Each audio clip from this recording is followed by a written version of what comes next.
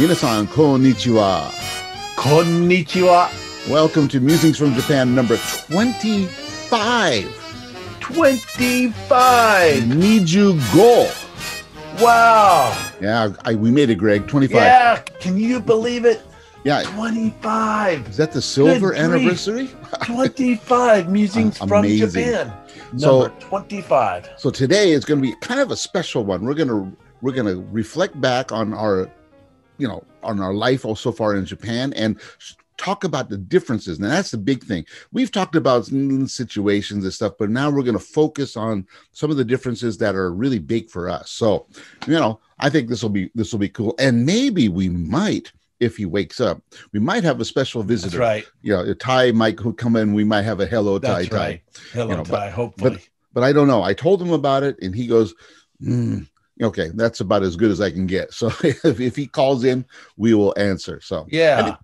Anyway, Greg. Actually, a lot of things to talk about. But first, as we always talk about, how's the weather, Greg? Today, it's still, as we record this, it's we're still in the heart of winter, getting kind of on the outside of winter. Yeah. Winter's getting, we can see the end of winter almost in sight, but it's still out there. But the weather's going to be a nice day today. I think it's going to be in about 7 or 8, maybe a little bit warmer Celsius. Yeah. I'm speaking metric because Japan is a metric country on where this metric system. Vive la meter. But in fact, let me check my phone here. My phone says Greg, checking the phone. Right now the temperature at my place here in central Japan is it's clear, it's sunny, and it's 9 degrees outside right now. Oh, a balmy 9. Yeah, and so the high I think is going to get to about 13 degrees, and then it's going to get cold. But we do have sometime next week there's going to be a storm, and after that storm passes through, then the high temperature will be only about 5. And the low will be -1, so we're going to get back into the hard part of winter. Yeah, you're already saying that the winter's ending soon. I have no sign of that here. It snowed another this past week, another 15 centimeters since the last time we talked. But it has gone down because it did rain. It had some frozen rain. 15 centimeters is about that much. Is that right? Yeah, about a foot. A little about over, a foot. About a foot. Because there's 2.54 centimeters to an inch. I think we did that last time. I forgot to add it up. Anyway, so we had a foot of snow, but it washed away with the rain. But it's still chunks of snow out here. Right now, the high temperature in beautiful Shibata in upper northeast Japan, at least northeast of where Greg's at, is 5, and it's good to be. The high today is going to be 5. Yeah, it's going to be cold and cloudy. That's cloudy. What's amazing is Japan. For those of you who don't quite understand the how do I put it, the weather. The weather, yeah. The conditions here. Yeah, or the geography, the topographical area of which what happens is Japan in the winter, their weather is heavily influenced from the north and the west. White chocolate. And yum. And like Siberia or mainland Asia. And plus then you have the Sea of Japan, which is on the northern side of the country, or the western side of the country. Yeah, where you live. And the Sea of Japan, because you have the Sea of Japan, you have that moisture coming off the sea, and it produces heavy snow in Niigata and other areas on your side of Japan. We get the Mongolian blast. Yeah, down from Mongolia. Comes over the Sea of Japan, picks up the moisture of the Sea of Japan, it dumps it on my house. Yeah, and you can always see on NHK, on the TV news weather forecast, or on the weather forecast, the cold air, when there's cold air and it's sinking down latitudes, coming down from the north, and it just sinks down, and then it gets to your area, and it gets to mine area too. But we don't have the clouds typically that you would have on the Sea of Japan side. This is why more people live where you live than they do where I live. I think, yeah. The weather's nicer, it's more predictable, yeah. And people live here for, okay, we're going to talk about changes, but people live here for two big reasons that I can see. And one of them is because they're rice farmers, because of the heavy snow and all that kind of moisture that we get, we have two large rivers dump. The largest river in Japan dumps here in Niigata. The Shinanogawa, which is the longest river in Japan, starts in Nagano, somewhere in Nagano up in the mountains, and it flows all the way out and ends in Niigata City.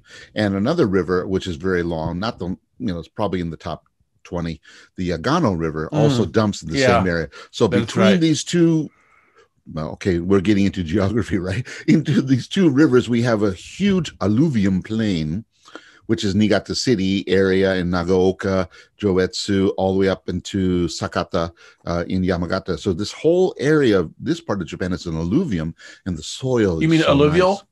Yeah, it's an alluvium, plural, in Latin, I believe. Okay. This alluvium, the alluvial area, is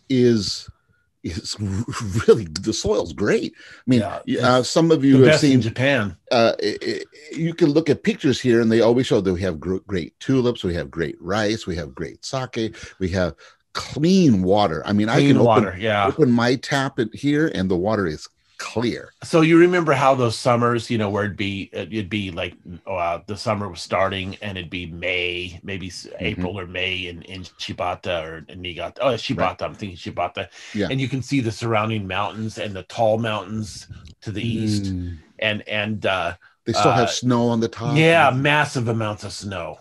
Yeah, and all that. I mean, they have snow. Some of the peaks are out here, like Ide-san and Bandai-san, they'll have snow up until July. Well, how about north of you, a few, I don't know, maybe 30 minutes or 40 minutes, maybe an hour driving time if you take the expressway. Yamagata toll road. Well, I'm thinking Tainai. There's that resort that's a ski resort, and it's that's a few minutes from the ocean. 30 minutes from my house here. Yeah. And so you can go to this ski resort, and the mountain starts almost at sea level and goes up, and it's a ski resort. It's a ski resort and a hot spring. And a hot spring, and then 20 minutes from there is the Japan Sea. Yeah. It's that close, because we drove that one time.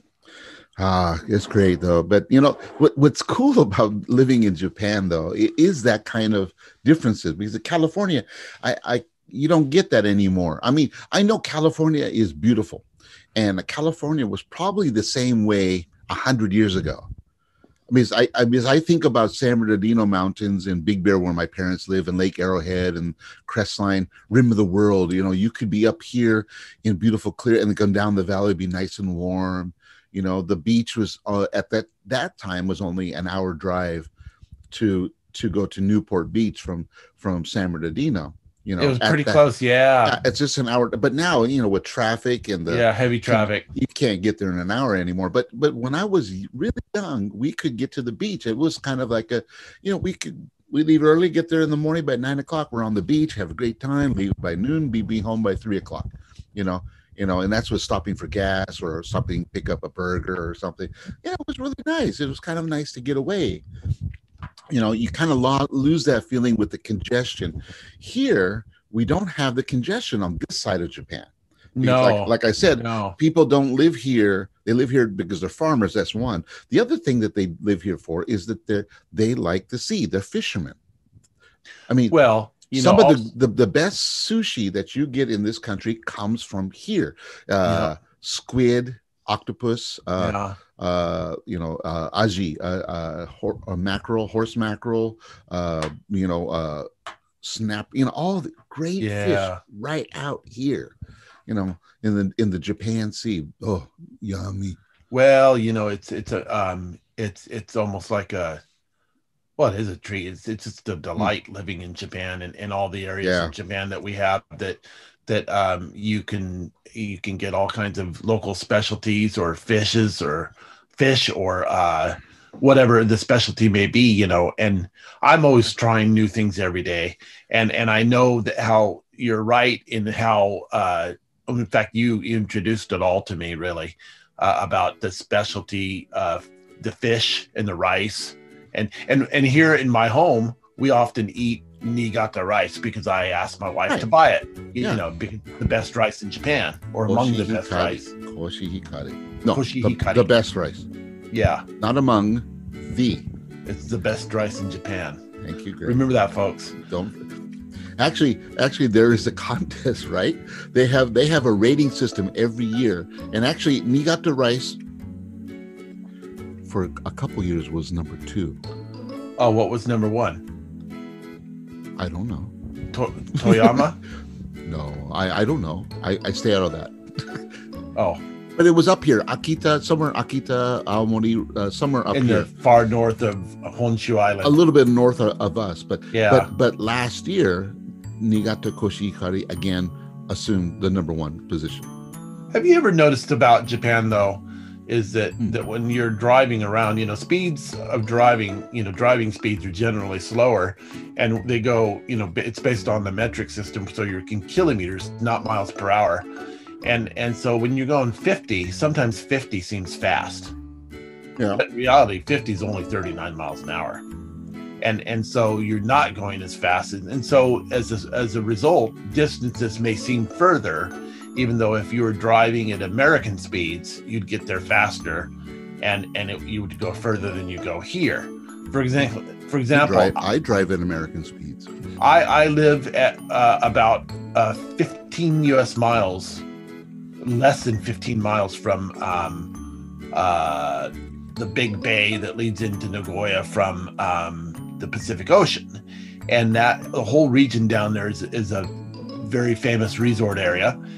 And it's so close, but it takes you about an hour to get there because you're driving, you got traffic to deal with, and you don't have freeways, and you have to go through traffic signals. From my house to school, where I work, is technically 15 miles too, and it takes me an hour to get there. But then you're right. But I also remember, you know, you can drive one way; it's a little bit further.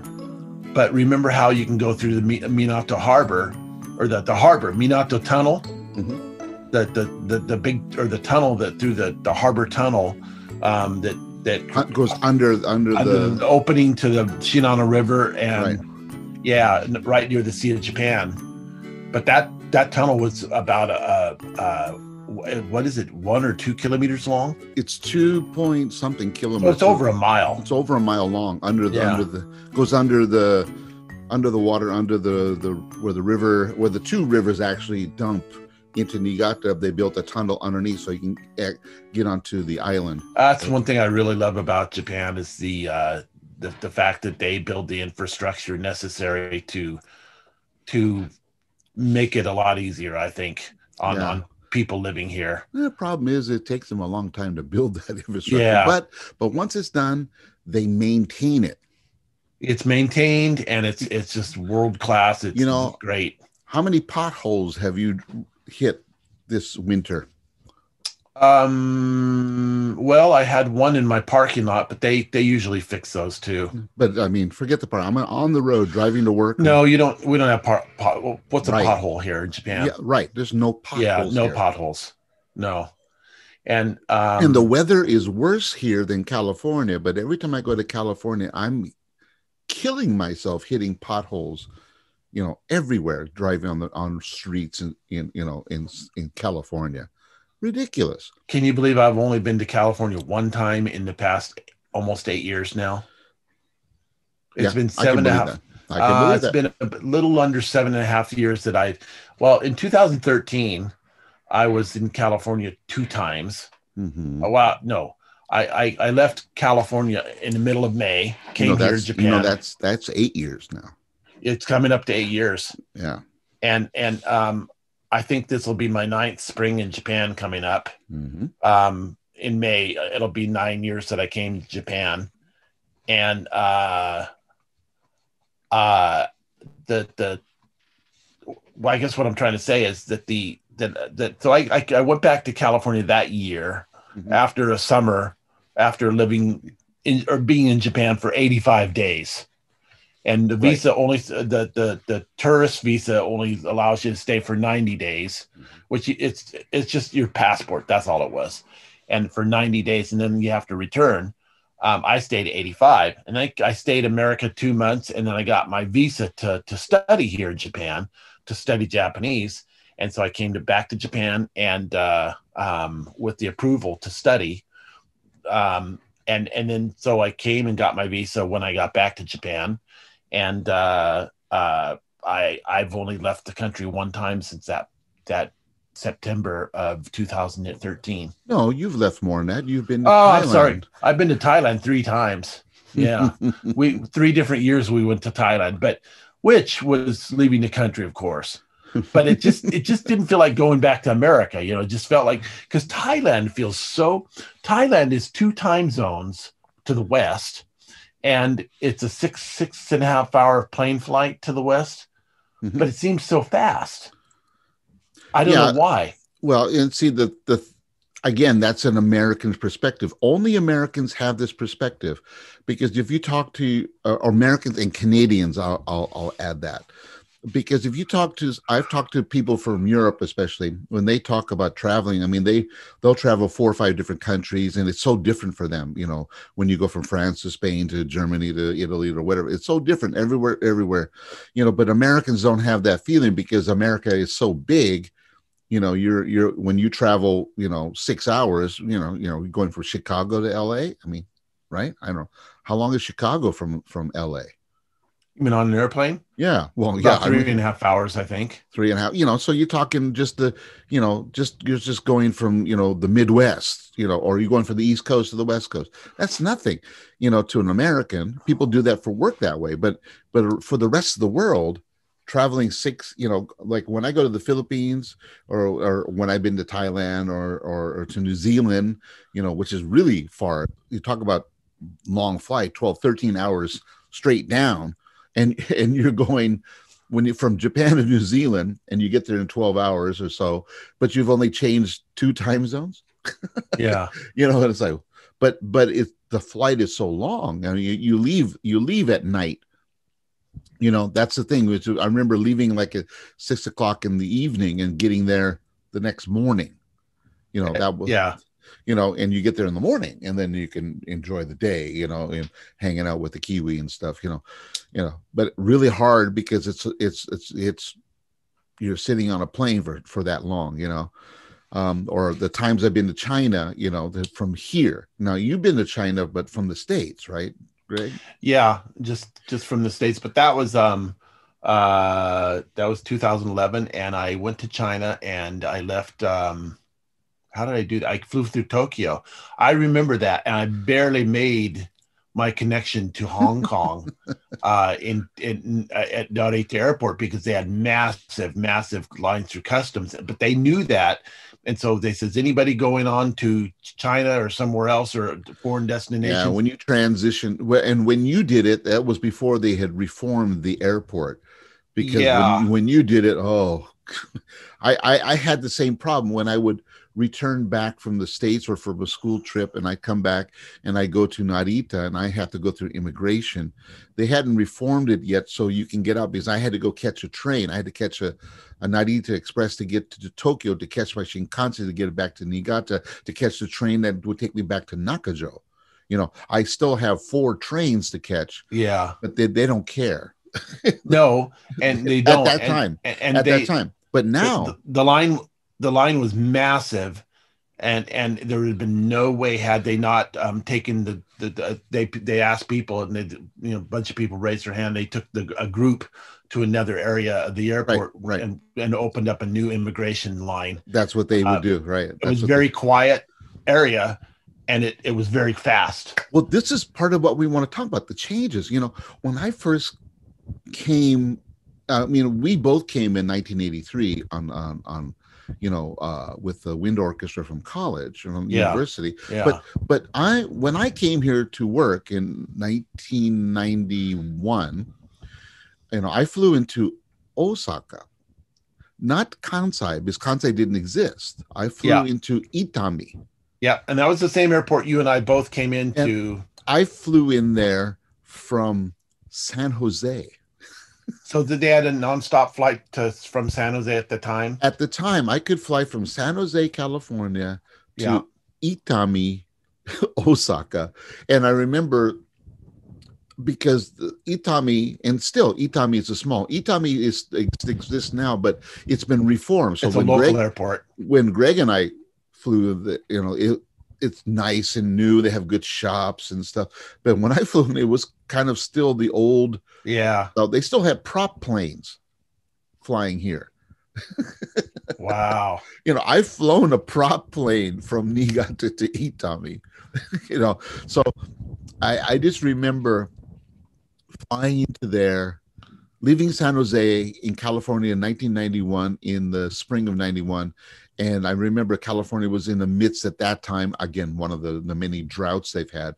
It was like a 5 or 6 year drought. So everything's brown, May, April, in California, then, it's warm and everything, is not so green except for the farms, but everything else is kind of brownish, right? I flew into Itami and it's rainy. And when I remember looking out the window as we've circled the airport there, it's like, holy cow, everything's green. Yeah. So much, the color of green just like attacked my eyes. So what month was that? April. Yeah. April. It's spring again. Spring school. The beginning of the school year. Yeah. In Japan is April. So I'm there in April, and then they the sister city committee of Takinomachi, the town that I was living at, picked me up. A couple of the members picked me up and drove me from Osaka to Hyogo to Takino.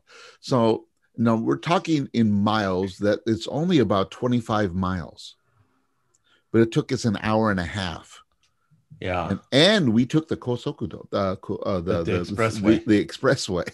And because there's a toll road express with stop that's Takino Yashiro interchange. And got off there, and the rest is history. But I just remember just looking out the windows at all the green, the water. Starting your new life in Japan. And it was wet. It was raining. I mean, when I left, there was a drought. I hadn't seen rain in months. And here I am, I'm in rain. And I don't have a raincoat. I don't have an umbrella. I didn't even have a hat. Well, I had a hat. I had a golf hat. It was in the bag, because I brought my golf clubs. But that's great. It just, I mean, 30 years ago, now this year is 30 years when I came here. Yeah, and you had no idea that you'd live for the rest of your life. Oh, basically. And it's so different. I mean, the airport Itami now, it is a domestic. You can still fly some international, but they're only through exchanges. It's a what do you call it? A transition airport only. So if I wanted to fly to the Philippines, I could fly from Niigata to Itami, and then from Itami I can fly to the Philippines. Yeah. So Itami is still an important airport, but I remember that airport too. I remember it when we got off the plane, and then it was a bright sunny day that day in 1983. It was hot. I don't know if it was hot, but it was bright and sunny, and it was the rainy season was starting. Yeah. So Itami from Korea at that time at Kimpo Airport. Yeah, and Kimpo was another airport in Korea, which was an old airport, and in Seoul, and it was closer to the city of Seoul, I believe. Oh, Kimpo was near the Olympic Village area. Yeah. So it was but they built a new airline in Korea, which is Incheon Airport. Yeah. Incheon, was the main American base during the Korean conflict. Yeah. So it already had the infrastructure for air and transport all built in there. So what they did was they finally just used that infrastructure and rebuilt it. And Incheon, man, is a magnificent airport. It's a magnificent airport. I flew on the way back from America 4 years ago. I went through Seoul. Yeah, I came from Seattle to Seoul. And Well, it's not Seoul. You went to Incheon. You didn't well, go to Seoul. Incheon, yeah. Yeah. And so I did that, and it's a world class airport. It's truly state of the art. It's fantastic, and it's huge, Yeah. and it's just like Kansai International Airport, the new It's better than Osaka. Kansai. Yeah, but what I'm Oh. saying is that's another change that here they Mm. made in Osaka's airports on the middle of a man-made island, Mm-hmm. outside of Osaka, and it's not even it's south of Osaka, so It's it's actually in Hyogo, I believe, or no between no Hyogo and I don't think so. I think it's south, and so it's in Osaka One, which is in the sea, and it's near yeah. Hyogo because I've taken the train from Sannomiya in Kobe straight to that airport. Oh, really? And Okay. yes, it's in between the two. Like Nishinomiya, which is Hyogo, it's not Osaka. Hanshin Tigers, my Yeah. team behind me, plays in Nishinomiya, doesn't play in Osaka. It Okay. plays in Hyogo. Yeah. So that people they think it's Osaka. Yeah, Yeah. but it's not. It's in between. But still, the Itami, they said we're going to make Itami this small airport. That's what they did with Kimpo in Seoul. Kimpo is still there, but it's more domestic and a local. You can fly to Kimpo, but it's kind of like forgotten now. Yeah, here's another thing: is when we went to Korea. I know this is Musings from Japan number 25, but when we went to Korea, Korea was just a beginning that great industrialization that they, there. Korea was still. It was very interesting how Korea was, because Korea was a modern country, but the pollution was horrific in Seoul when we were there at the time. And yet now today, Korea is one of, if not the most heavily wired internet country in the world and usage. I mean, their internet speeds are out of this world. They're super fast. Yeah. It is the network it's a system technological marvel. Really? Yeah. When and high-speed trains in Korea as well. Because I remember when we went to Korea in '83, and I remember just they had main roads, and you can go off a main road, you'd be on dirt roads. Yeah. I came to Korea in 1992. In January 1992, after my first year here in Japan, I took a holiday and I went to Seoul. I went to Korea. I said, hey, I'm close, so I bought a ticket. I flew from Itami and I flew to Kimpo, and I stayed at the Lotte Hotel, which it's still there. It's a 4-star hotel, and because I knew that one, but I didn't speak Korean, but I didn't speak Japanese either. So, and Lotte is a brand here in Japan as well. But I remember walking around, even from that time, because remember we went to the Seoul Olympics was 1988, right? And so, all the Olympic facility was built 5 years before when we were there. It was all ready to go. Oh, roughly. It wasn't. No. The stadium wasn't done until '86. Oh, okay. And the village wasn't done until about the same time. But yeah, they had already started all that infrastructure. Where we stayed at in Seoul in '83 was the beginning of that renaissance. And then I went back there because the Lotte Hotel was near there, and I stayed there, and it was like completely different, Greg, in 1992. It was like, this is after the Olympics. It's like, holy cow, there are casinos. There was the river walk. There was a beautiful park all the way to the Olympic Stadium. I remember the old gates. They had a beautiful, roundabouts all constructed. But they still had one thing that I liked. They still had the share taxis. Taxis. Yeah. So when you get there, you can say, take a taxi. So I remember I asked, I wanted to go to Itaewon, which was one of the major shopping areas of Seoul. And so for my hotel, it was like I could take the train or the subway, which they had built a subway. That was for the Olympics, or take the taxi. I'll take a taxi, So I get in the taxi, and the guy told me in English, "This is a share taxi." I said, "Okay, no problem." That means he's driving to Itaewon, so he's going this direction. Now somebody will flag him down. He'll stop, and he asks, "Where are you going?" And he's not going to Itaewon, and he goes, "Oh, okay, I'm going to get off so and so." Okay, get in. They jump in. So share taxis were cheaper.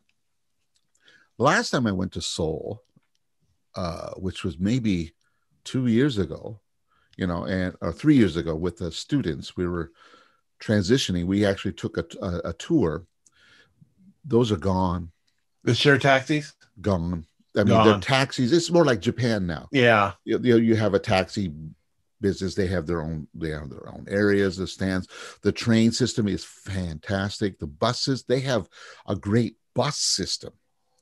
Because you can go from Incheon. Incheon is a separate city from Seoul, and it's about 20 minutes outside of Seoul proper. So you have this bus system. So if you're staying in a hotel and you get to Incheon and you go straight to the bus area, the hotel has its bus. It's set up. You just get on the bus and boom, it drops you at the front door. And it's direct. Buses are clean, nice seats, easy system. Everything's in English and actually it's in Korean, English, Chinese, and even Japanese. Yeah. And very I think it's remarkable how you and I are both very close to Korea. I mean, from Niigata, it's 2 hours. Well, unfortunately, where I'm at, I'm very close to North Korea. Oh, yeah, that's true. In fact, when a few years ago when they had the missile crisis, the missiles flying over Japan, a few years ago, just like a year ago. So no, it was longer than that. No, I saw one out here the other day. Oh, okay. Okay, Mark. So anyway, maybe that was a fireworks. Yeah. But well, the one thing that hasn't in my opinion or my thought process, the one thing that hasn't changed too much is the taxis. The taxis look just like they did many years ago to me. Here, because what is it? A Toyota Crown car? Is that what the taxis are? Oh, you haven't seen the new taxis? No. Oh, well, yeah. They use most of the nicer taxis. The black taxis are Toyota Crown cars, which are very nice, and they're a specific style.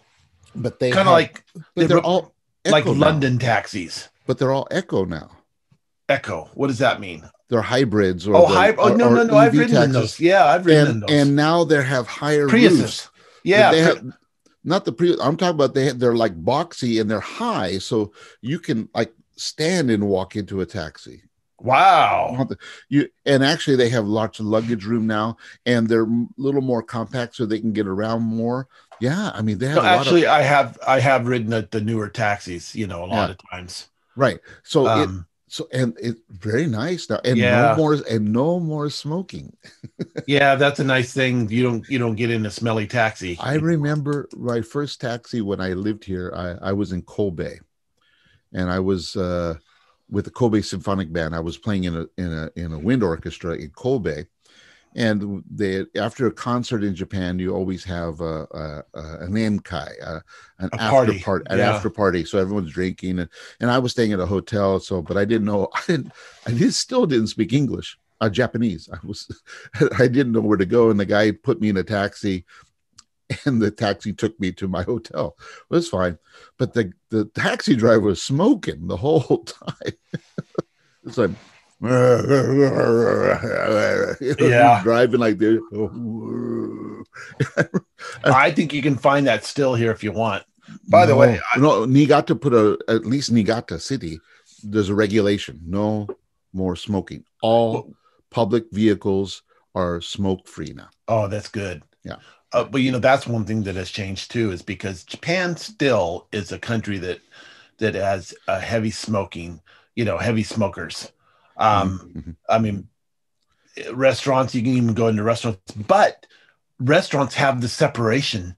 Most restaurants have a separation where you have a smoking room. When I say that's not necessarily true, but what I'm saying is while you can't go to a restaurant in America or California and smoke, you can go to a restaurant in Japan and they might have a smoking room for that restaurant. But I think I'm not sure, but about Nagoya in your area, because you're a bigger populous area, so you have more smokers. But in Niigata, places like before, like Mos Burger would have a smoking room. Yeah, they're gone. Remember the in fact, the station, the Niigata station, they had a smoking room at the Ekinon, the south side. Well, they have a smoking room, but it's been moved.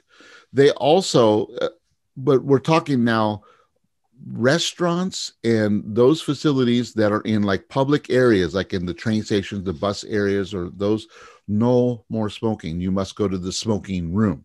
Yeah. There are also certain places on the street where you can smoke and where you can't smoke. Like in Tokyo, when I was in Tokyo last year, one of the people who smokes, who was with our group, they were looking for that area. They were trying to find the place where people can stand and actually smoke. Isn't that like before, like you have the convenience stores would have an ashtray outside, right? And the guys would be smoking. Yeah. Niigata, they can't do that anymore. There's no more smoking outside. I even remember the ashtrays outside within the past few years. Yeah, but Niigata, no more. I wonder if that's a countrywide thing, because I don't know. Because I don't know either. I mean, I remember just recently, it seems, but I can't remember. I cannot pin down a date of when I last saw a smoking ashtray outside, but I have seen them. Yeah, I know Tokyo was doing it because of the Olympics. Yeah. So they're trying to eliminating them, trying to eliminate smoking areas and that kind of stuff, or control them to a certain point. As we speak on this Musings from Japan number 25, the Olympics are still scheduled for this.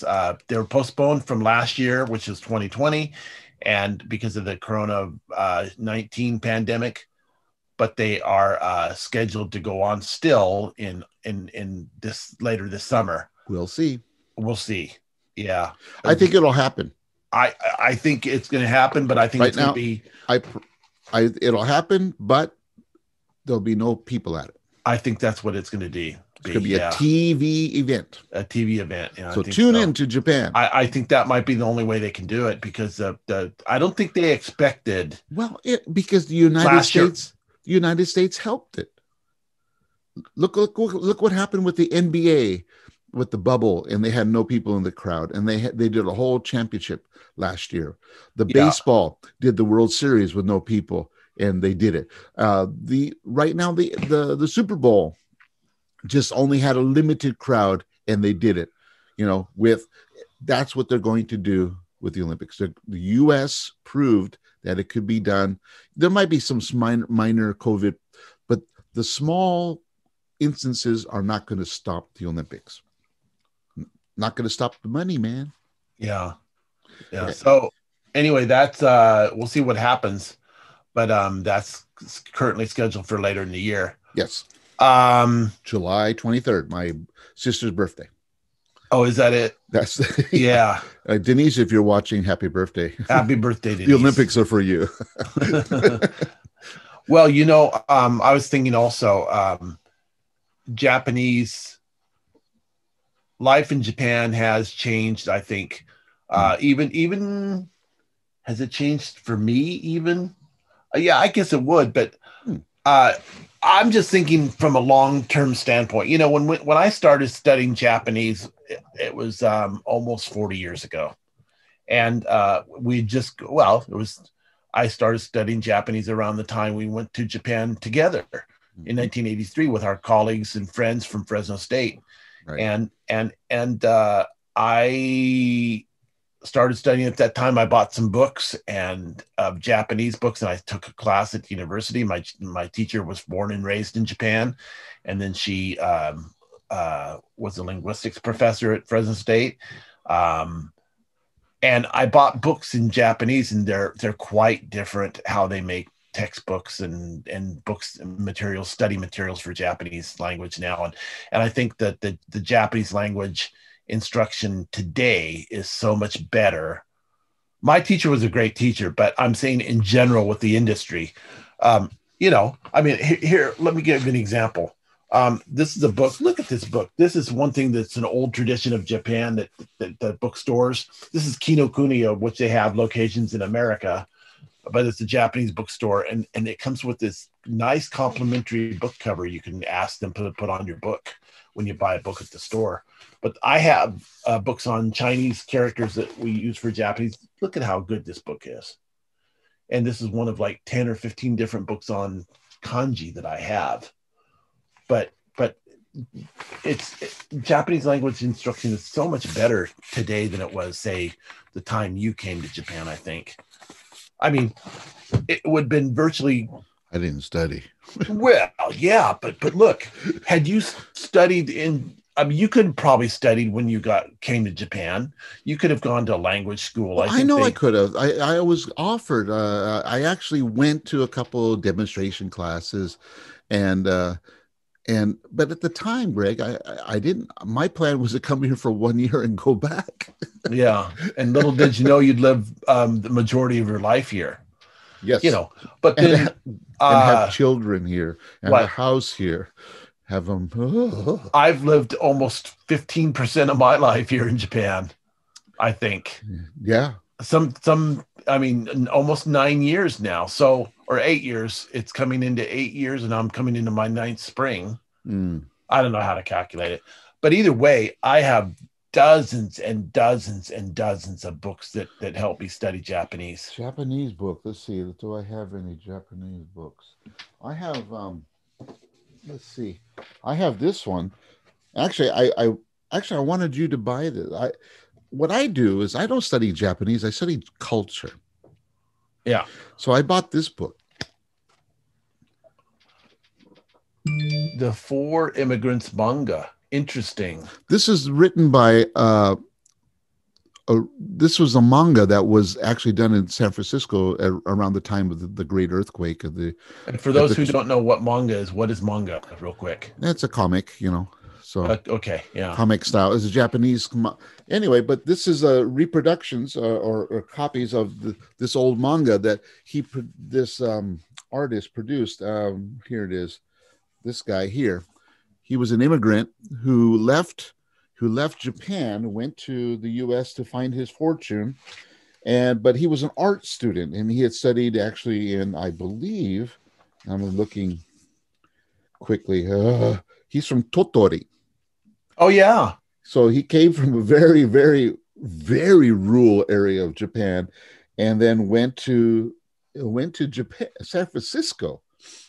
And Totori is on the northern side of the island of Honshu. It's in the western part of Honshu, and it's they have it's famous because one of the things that's famous about Totori is they have these sand dunes that they believe formed about 10,000 years ago, and these giant sand dunes that they have in Totori, which are huge. Yeah. So yeah, but it's a rather rural area of the country. Well, yeah, and it's on the Sea of Japan side. But the reason why, one of the reasons why he came to San Francisco is because he wanted to study art at the San Francisco Art Institute, which was at that time was world famous, especially in the West. So he came here as 19-year-old student, studied, and became a very, very accomplished artist. And due to the racism that existed at the time, he could not get any consistent work. He couldn't get his art published or even purchased or displayed. He did some displays at the institute, but he struggled for about 30 years, and then he came. But he decided, because this is the beginning of manga. He was one of the first manga artists, what we would call manga, and so his works were collected, and he printed them in 1931. And I bought them, and they're actually very, very funny. He talks about life as an immigrant in America at the time, and how everyone called him Chinese.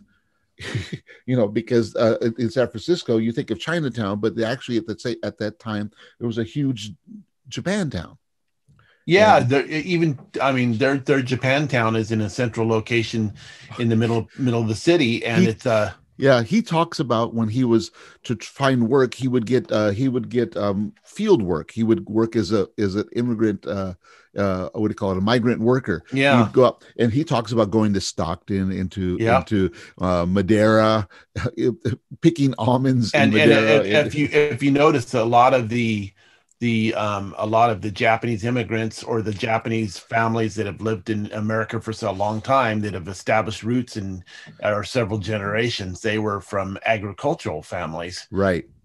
You know, and that was a common thing, because that was part of the discrimination that they faced, you know, where they couldn't get into regular work. Right.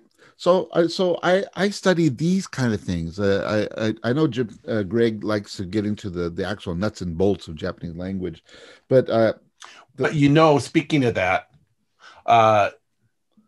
Japanese, I mean, learning a language is not only about the language itself, but it's about the culture of the language. It should be. It should be. Yeah, and for example, we think in English, we think of our own language. If we only think of learning the grammar, it may be correct grammatically, but that's not necessarily how the Japanese use the language. It's not communicative. And I think in any language, it probably would be the same thing you could say about. Yes. Because you don't know, and I can't give you an example off the top of my head right now, but some things that you could say in Japanese that would be grammatically correct and easily understood are kind of awkward because they are not used. The Japanese would say them differently. Or it would be, it would sound like you're speaking proper. Or like, okay, so say you're eating food and then you say, iranai. Yeah. What does that mean? Yeah, I don't want it. Yeah, and to me, that's kind of or like, I don't need it. I don't want it. I don't need it. Yeah. And to me, that's kind of abrupt. But in Japanese, it's perfectly normal. Yeah. It's like, but if you translate the word to me personally, that sounds kind of rough. Yeah, it is rude. Rough. Yeah, it is rough. Or just yeah, or iada. I hate when children say it though. Yeah, I do too. Yada, I don't like it. Yeah, because I think that's it. To me, that's impolite. And it depends on who's saying it and when. It can be impolite, but usually. But for children, it's kind of accepted. It's an accepted form of expression, communication. Yeah. So that's one thing that's the thing about learning the language. And I think, but Japanese language instruction, for example, I studied Japanese at your school where you currently are working, and and I also taught there for a year and a half. And I'm wondering if I could have done the same thing 25 years ago when you started working for that company, or 30 when did they have a Japanese program? When did they have a Japanese program? Oh, the Japanese program at that location started before I got there. It was already running, so probably 30 years ago it started. But at the school, 25 when I worked with there 25 years ago, the Japanese language program was very small, but it had some similar aspects. But the one thing that they didn't do enough was the culture things. Like now, I think you went to visit the tea ceremony. You went to go. I didn't do any of that. I think they had some cultural things that I don't know if I ever participated in, because I'm older than the typical student who was attending that school, and not the old, when I was there 7 years ago, there was a woman from Korea that was older than me, right? But she was a long-term resident of Japan, and there was other people, but I was generally one of the oldest because of. But you didn't do any of the cultural things. No, but the school offered side trips and things of tea ceremony, but I mean, the tea ceremony is good, but they also went to different museums. They actually did actual tours.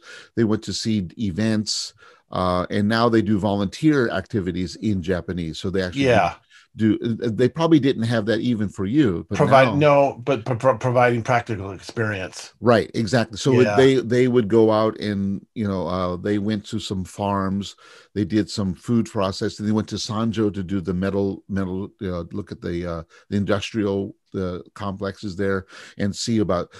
But the other thing that we do with our program, which we didn't do 25 years ago, what we do now is that we teach Japanese language. We also teach the nuts and bolts of the language, but we also tried to find them jobs.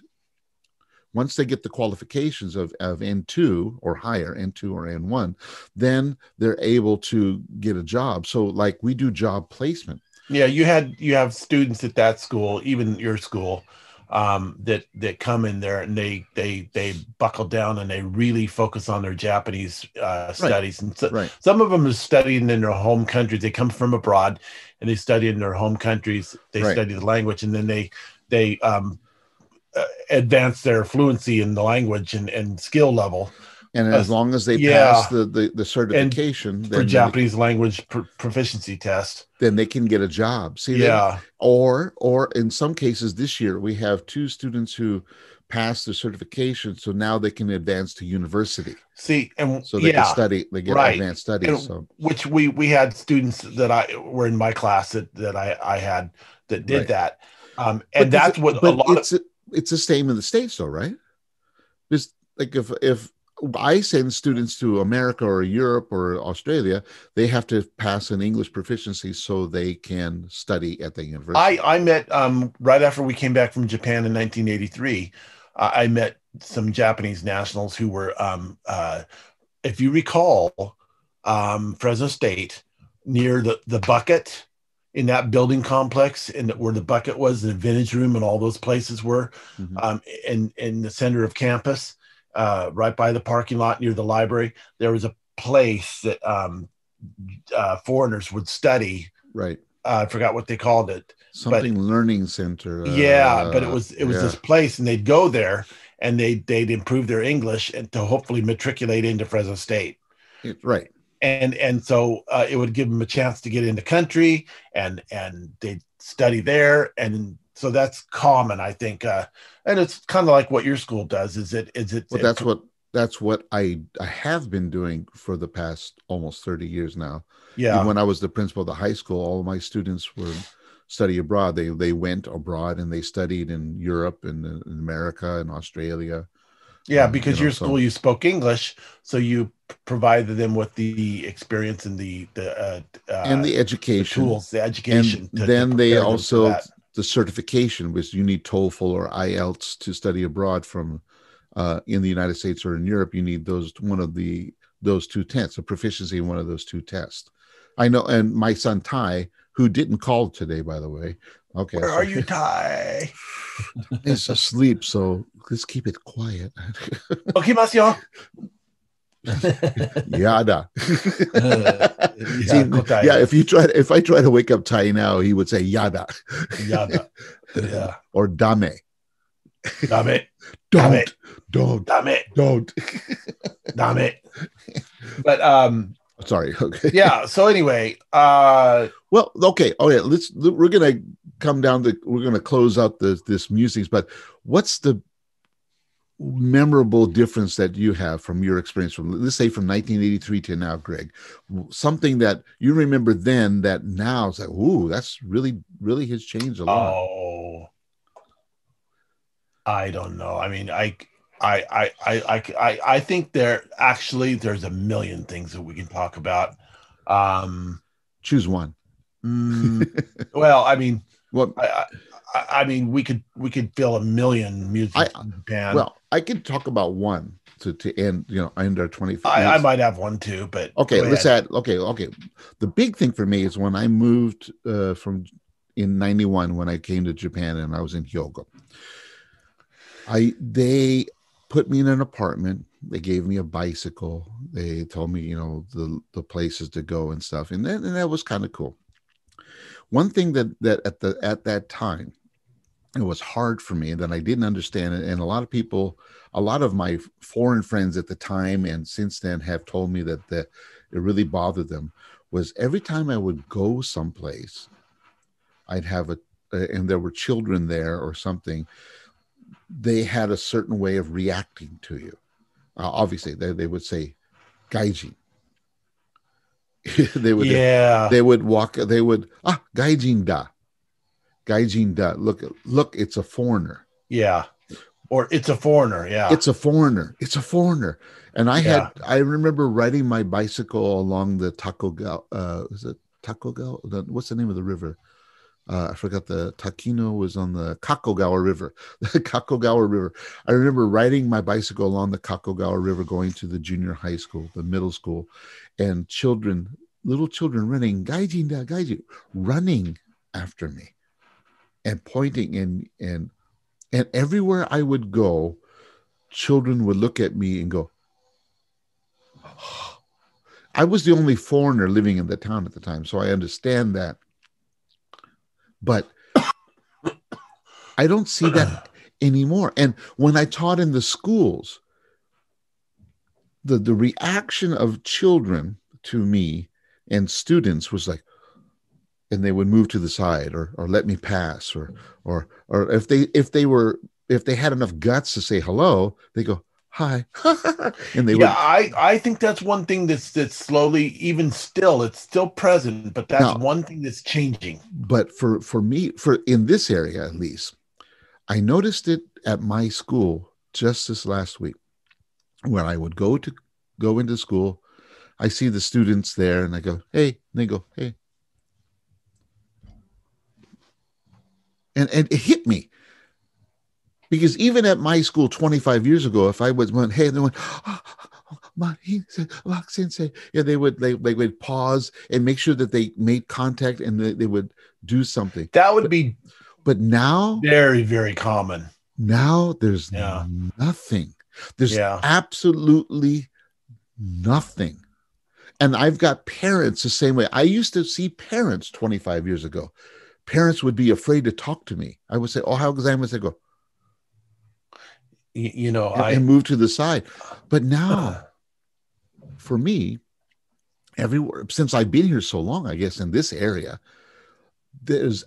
I am completely nothing to them. I'm just another person. Yeah. I have arrived, Greg. I guess so. You've arrived. But that is true. That's something that I think that's really changed since the first time we both came to Japan, and we came, and there's these little kids, school kids would see our group, and they bayonata, they'd be really excited, Right. Of course, we were young at that time ourselves, and so we were like young adults. But even when I was a principal of the high school, I still had that reaction from students. But now that they've grown up, when I talk to those students now, 20 years after they're in the 30s now, and with kids and stuff, they're like, "Oh, Mark Sensei, how are you?" "Oh, yeah, great." But you still do hear, and this is still common, you still do hear the foreigner. It's a foreigner. I heard that the other day. Yeah, I see that's, you've heard it, but for here, since I haven't moved around, so right. I don't hear that. But what's ironic though is my area has a much larger foreign population than we have. We have mostly Brazilian. You'd be surprised. Even my city, their official language on the Portuguese is up there. Yeah. Portuguese. I mean, who would have ever thought that you'd come to Japan and have Portuguese on your official documents, and with Portuguese, and then sometimes you see Korean, but that's normal here. But then you have Chinese, and Niigata is normal. It's English, Chinese, Korean on everything. Yeah. So. And the in front of the station, you have that big tower thing, or that clock, or whatever it is, that sign.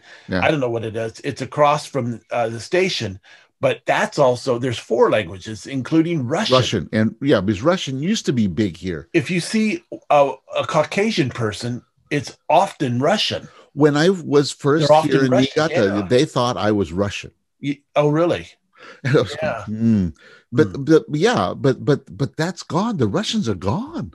Oh, are they? The Russian businesses that used to be here, they used to, ladies and gentlemen, on the Japan Sea, we're very close to Vladivostok, which is a sister city of sister area from here, from Niigata. Yeah, about 700 miles across the Sea of Japan. So it used or to 700 kilometers. Sorry. Yeah, there used to be a direct. We used to have direct ferries. They used to go to Russia. Wow. Russian ships used to come in here, pick up old Japanese cars, and take them back to Russia. So what happened? I don't know. Maybe it's because of Putin won't sign over. He won't honor the agreement that he made, that Russia made, or the Soviet Union made after World War II. Because the Soviet Union kind of confiscated some islands north of Hokkaido, the Kuril Islands. What they call the Sakhalin Islands.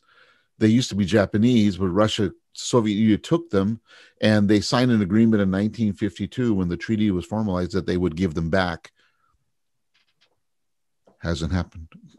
So there's kind of a Cold War there, but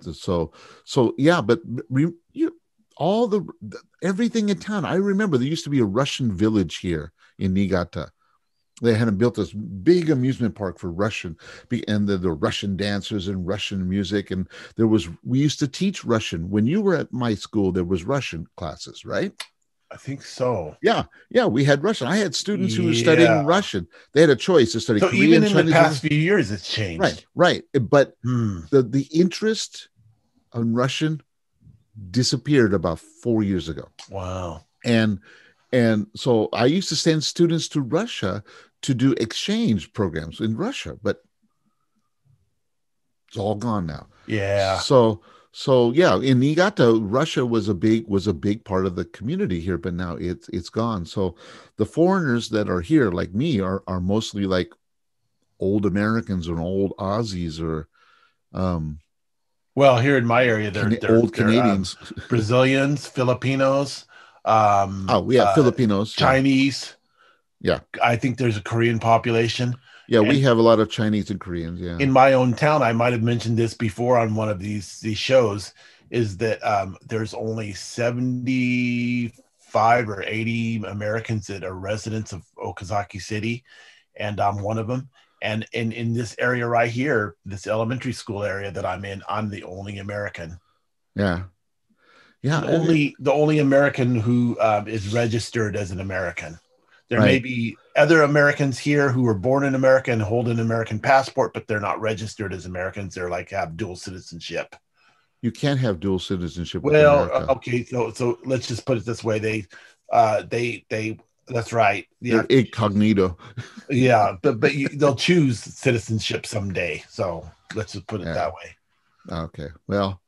Yeah, but for a lot of changes though. Actually, I mean, there's too many to discuss in this one time slot. That's the one that stuck out to me, and it just happened recently that I noticed that I walk into the office, everyone talks to me the same. They don't treat me special.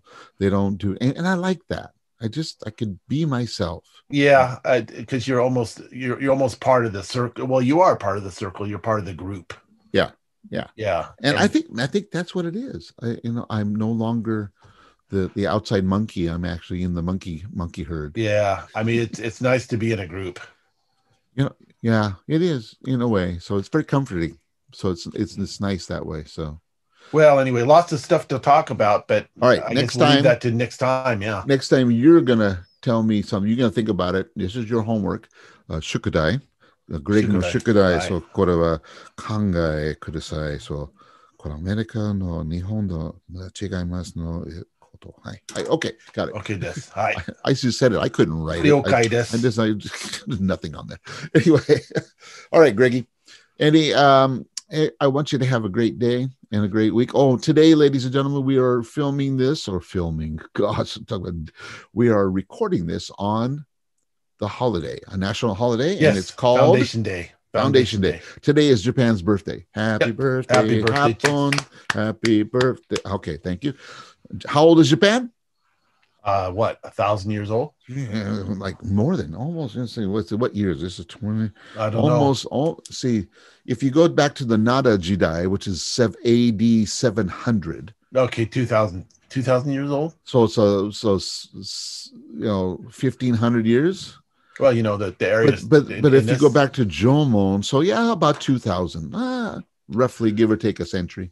Yeah, this area is many centuries old here. You're in the oldest part. We're all, yeah. Yeah, you're in the, actually, you are between you and Osaka, Nara, Kyoto. You are in the oldest part of Japan. Wasn't Nara Nara capital like Yamato, yeah.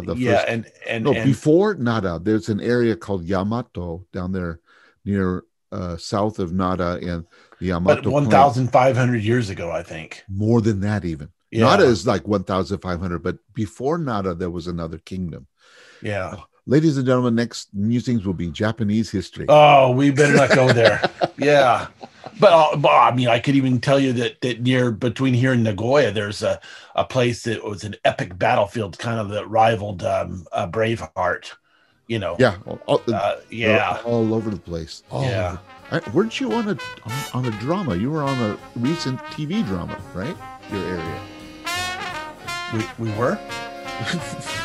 Probably. Yes, I believe so. An NHK drama. Anyway. All right, Mark. All right, cheers. Thank you. Musings in Japan, number 25. Happy birthday, Japan, everyone. And I'm sorry we didn't get to talk to Ty, so we'll say goodbye, Ty. Sayonara. Sayonara. Bye. Yeah, goodbye, everyone. See ya.